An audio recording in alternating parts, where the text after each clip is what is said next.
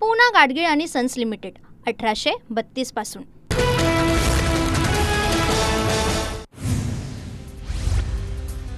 आशिया चषकात team इंडियानं पाकिस्तानला धूळ चारली। आशिया चषकात भारताचा सलग तिसऱ्यांदा पाकिस्तानवर दणदणीत विजय। तिलक वर्माच्या शानदार 69 धावा तर शिवम दुबेच्या 33 धावा। पाक विरोधात कुलदीप यादवला सर्वाधिक 4 विकेट्स। आशिया कप जिंकल्यानंतर पाकिस्तानच्या मोहसिन नकवींकडून आशिया कपची ट्रॉफी घेण्यास टीम इंडियाचा नकार। एशियन क्रिकेट काउन्सिलचे अध्यक्ष आहेत मोहसिन नकवी। ट्रॉफी न घेताच मॅच प्रेझेंटेशन संपलं। मोहसिन नकवी पाकिस्तान क्रिकेट बोर्डाचे अध्यक्ष। टीम इंडियाचं आशिया चषक जिंकल्यानंतर ट्रॉफी शिवायचं हटके सेलिब्रेशन। रोहित शर्माच्या सेलिब्रेशन स्टाईलची कर्णधार सूर्यकुमार यादवनं करून दिली आठवण। ट्रॉफी स्वीकारण्यास नकार दिल्यानंतर टीम इंडियाचं भन्नाट सेलिब्रेशन व्हिडिओ व्हायरल। आशिया चषकात पाकिस्तानला लोळवल्यानंतर पंतप्रधान मोदींकडून भारतीय क्रिकेट संघाचं अभिनंदन। खेळाच्या मैदानावर ऑपरेशन सिंदूर पंतप्रधान मोदींनी केलं ट्विट। भारतानं पाकिस्तानला आशिया कपमध्ये लोळवल्यानंतर भारतीय जवानांनी केला जल्लोष। जम्मू काश्मीरच्या पूंछ जिल्ह्यात जवानांनी स्थानिक नागरिकांसोबत विजयी जल्लोष केला। टीम इंडियानं पाकिस्तानला धूळ चारल्यानंतर सीआरपीएफ जवानांचाही जल्लोष। छत्तीसगडच्या सुकमामधील सीआरपीएफ कॅम्पमध्ये जवानांचं सेलिब्रेशन। टीम इंडियानं पाकिस्तानला धूळ चारल्यानंतर मुंबई आणि नागपुरात नागरिकांचा जल्लोष। हातात भारतीय ध्वज घेत विजयी सेलिब्रेशन। पाकिस्तानच्या शाहीन आफ्रिदी आणि हारिस रौफनं भारताच्या राष्ट्रगीताचा केला अपमान। भारताचं राष्ट्रगीत सुरू असताना शाहीन आफ्रिदी एक पाय पुढे ठेवून ऐटीत उभा होता तर हारिस रौफ कमरेवर हात ठेवून कधी एकदा हे संपतंय अशा थाटात उभा असल्याचा व्हिडिओ आणि फोटो समोर। मुंबई, ठाणे, पुणे, नाशिक, पालघर, रायगडला पावसाचा ऑरेंज अलर्ट। नंदुरबार, धुळे, छत्रपती संभाजीनगर, अहिल्यानगर, सातारा, रत्नागिरी, कोल्हापूर, सिंधुदुर्गमध्ये येलो अलर्ट जारी। हवामान विभागाची माहिती। छत्रपती संभाजीनगर आणि पालघरमधील शाळांना सुट्टी जाहीर। मुसळधार पावसाचा आज इशारा। खबरदारी म्हणून शाळांना सुट्टी जाहीर। सरसकट पंचनामे करा। नियमांवर बोट ठेवून लोकांना त्रास होईल असं वागू नका। मुख्यमंत्र्यांचे जिल्हाधिकाऱ्यांना आदेश। तसंच जनावरांच्या चाऱ्याची सोय करण्याचेही निर्देश। मुख्यमंत्र्यांनी जलसंपदा विभागाकडून धरणांच्या विसर्ग स्थितीचा घेतला आढावा।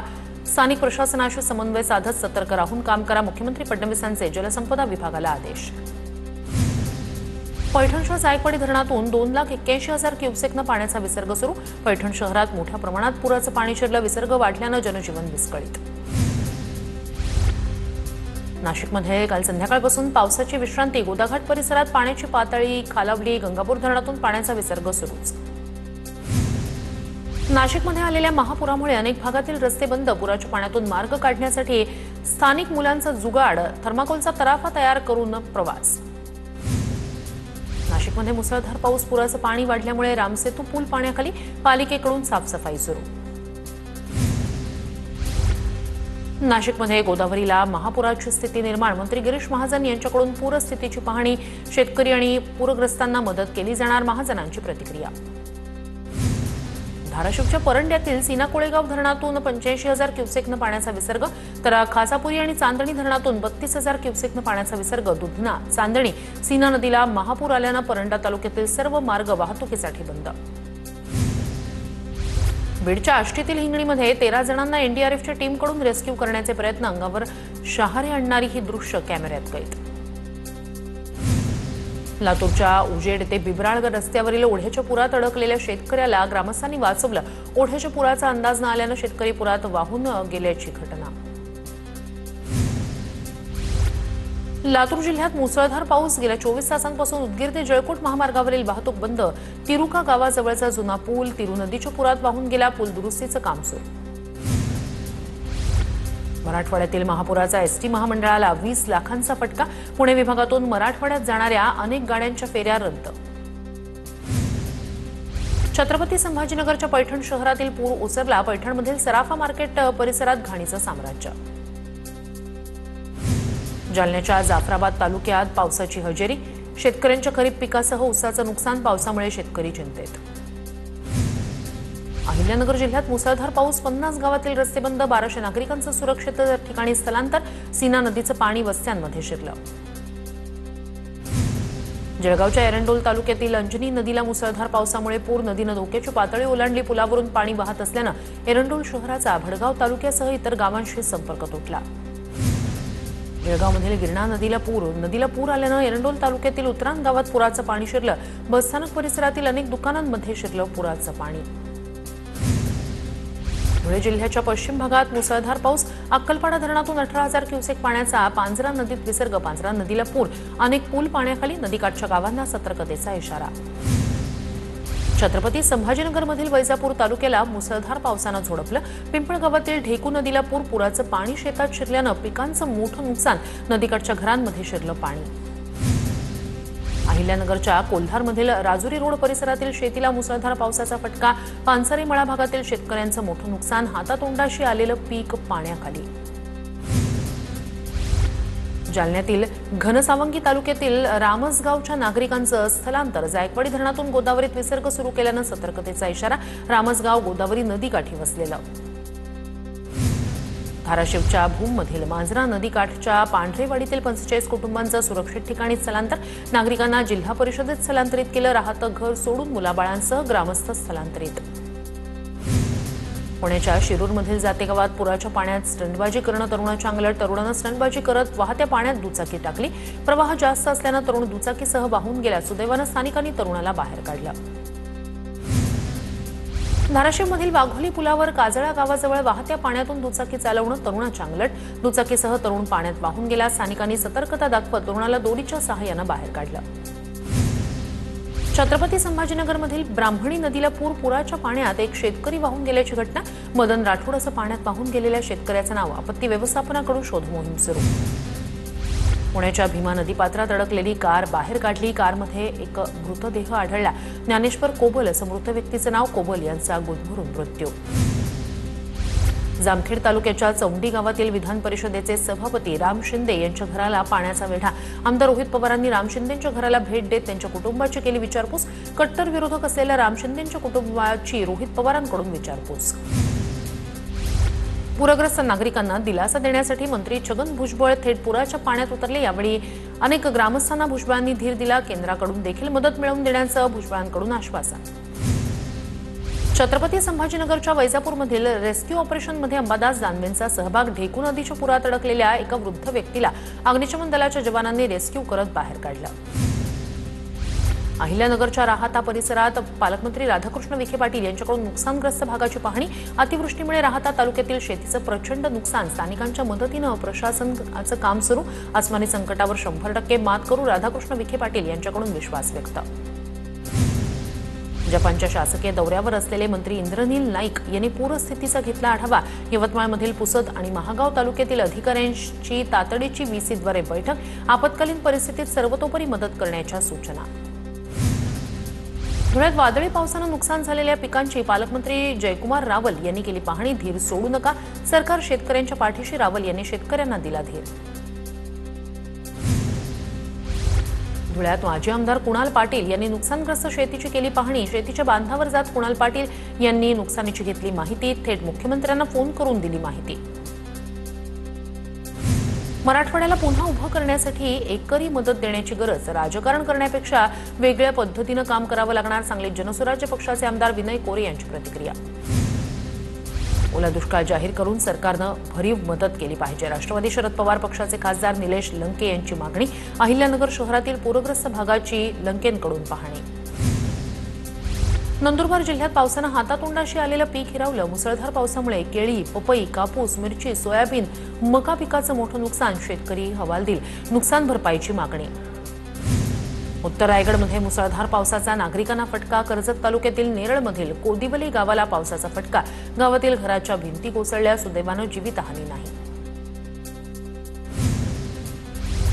सोलापुरात बुधवारपासून पूरग्रस्तांच्या खात्यात 10,000 रुपये जमा होणार. सोलापूरचे जिल्हाधिकारी कुमार आशीर्वाद यांची माहिती. घरात पाणी शिरलेल्यांचे पंचनामे पूर्ण होणार.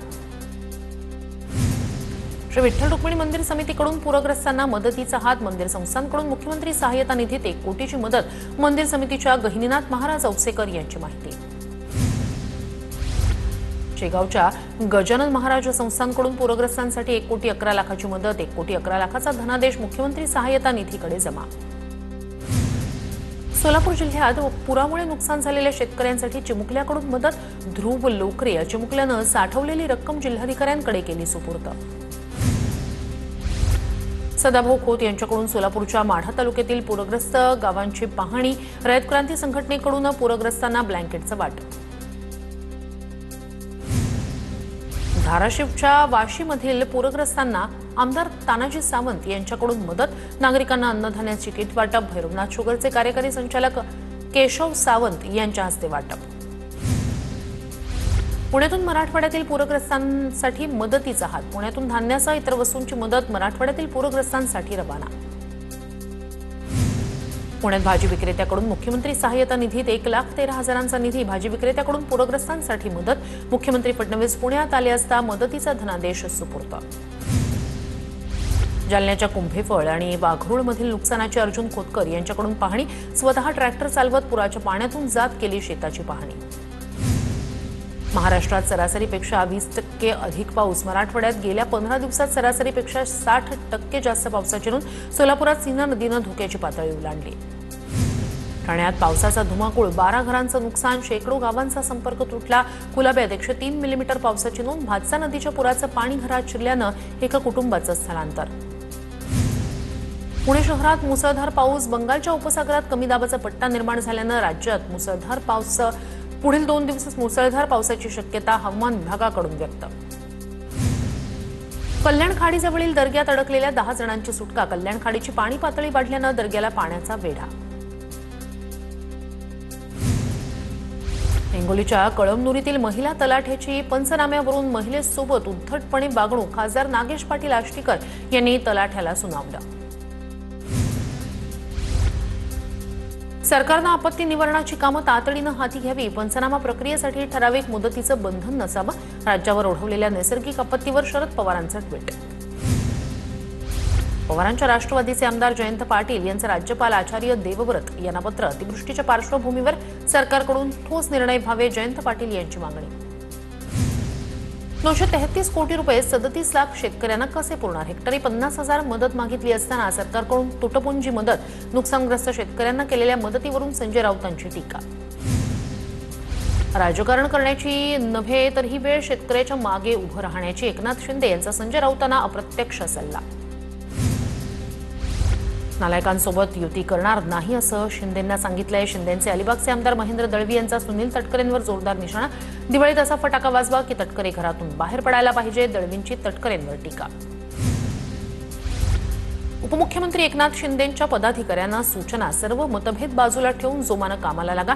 मुंबई मनपावर आपल्याला भगवा फडकवायचा, मेहनत केली तर यंदाचा महापौर आपलाच असेल, शिंदेंचा पदाधिकाऱ्यांना कानमंत्र. युती करा असा आग्रह नाही, तुम्हाला जसं योग्य वाटतं तसं करा, भंडाऱ्यात पदाधिकाऱ्यांना सूचना देताना प्रफुल्ल पटेल यांचं वक्तव्य. आगामी निवडणुकीत युती करा असा आग्रह पक्षाचा नाही, पटेल यांचं वक्तव्य. परिस्थिती कशी बदलते हे लवकरच पाहायला मिळेल. कुणाच्या छातीला तर कुणाच्या कानाला गोळी लागणार, मात्र गोळी जरूर लागणार. भंडाऱ्यात कार्यकर्त्यांना मार्गदर्शन करताना प्रफुल्ल पटेल यांचं वक्तव्य. हाके सातत्यानं शरद पवारांना टार्गेट करतात. हाकेंना मिशी फुटली नव्हती तेव्हा शरद पवारांनी ओबीसींना आरक्षण दिलं. प्रशांत जगताप यांनी लक्ष्मण हाकेंना लगावला टोला. नांदेडमध्ये आज बंजारा समाजाचा भव्य मोर्चा निघणार. बंजारा समाजाला एसटीतून आरक्षण देण्याच्या मागणीसाठी निघणार मोर्चा. बंजारा समाजाच्या मोर्चाला मराठा समाजाचा पाठिंबा. एसटीत बंजारा समाजाला आरक्षण देण्याच्या मागणीला आदिवासी समाजाचा विरोध. गोंदियात 6 तारखेला आदिवासींचा भव्य मोर्चा. धनगर बंजारा आरक्षणाविरोधात आदिवासी समाजाचा एल्गार. आरक्षण वाचवण्यासाठी आदिवासी रस्त्यावर उतरणार. तुषार गांधी यांच्या नेतृत्वाखाली आजपासून संविधान सत्याग्रह पदयात्रा, दीक्षाभूमी ते सेवाग्राम पदयात्रा निघणार.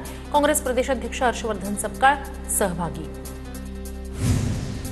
महाराष्ट्रात जातनिहाय जनगणना करा. जातनिहाय जनगणनेद्वारे आरक्षणाचा प्रश्न सोडवा. हर्षवर्धन सपकाळ यांचा सरकारला सल्ला. जाती जातींमध्ये भांडण लावणं हे सरकारचं काम, सपकाळ यांचा आरोप. दसरा मेळावा ऑनलाईन घ्या म्हणणाऱ्यांनी आरएसएसला सल्ला द्यावा. चंद्रकांत पाटील यांनी मोहन भागवत यांच्याकडेही प्रस्ताव ठेवावा. ठाकरेंच्या सेनेच्या दसरा मेळाव्यावर टीका करणाऱ्यांना सुषमा अंधारे यांचं उत्तर. बारामती बाजार समितीच्या सचिवावर अजित पवार भडकले. कुणाला विचारून 2 कोटींचं डिझेल पेट्रोल उधार दिलं. अजित पवारांचा बारामती बाजार समितीच्या सचिवांना सवाल. अजित पवारांनी इतकी सोंग केली, आता कोणतं सोंग राहिलंय का, असा खोचक सवाल करत बच्चू कडूंचा अजित पवारांवर निशाणा. शब्दानं तुम्हाला पाझर फुटत नाही, आता लोक तुम्हाला गावागावात तुडवतील, असाही इशारा. नवी मुंबई विमानतळाला दिबा पाटील यांचं नाव देण्यासाठी स्थानिक भूमिपुत्र पुन्हा आक्रमक. 6 ऑक्टोबरला धडक मोर्चाचं आयोजन. खासदार बाळ्यामामा म्हात्रे यांनी दिली माहिती. 8 ऑक्टोबरला नवी मुंबई विमानतळाचं उद्घाटन होणार. मुंबईकरांना पाणी पुरवठा करणारे 7ही तलाव तुडुंब भरून वाहू लागले. मुंबईकरांची वर्षभराच्या पाण्याची चिंता मिटली.